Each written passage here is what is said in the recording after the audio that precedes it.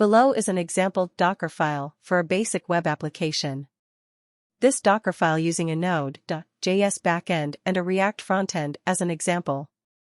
Explanation. From Node 14 Alpine, this line specifies the base image for the container. In this case, it's using Node.js version 14 with Alpine Linux as the base, which provides a lightweight image.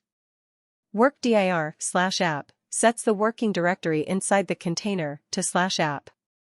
Copy package-star.json / copies package.json and package-lock.json from the host machine to the working directory in the container. This is done separately to leverage Docker's layer caching mechanism. Run npm install, installs Node.js dependencies specified in package.json.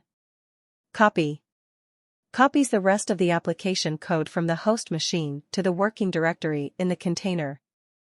Run npm run build, builds the React frontend. This assumes your application has a build script defined in package.json. Expose 3000, informs Docker that the container listens on port 3000 at runtime. cmd, npm, start, specifies the command to run the application when the container starts. In this case, it starts the Node.js server using npm start.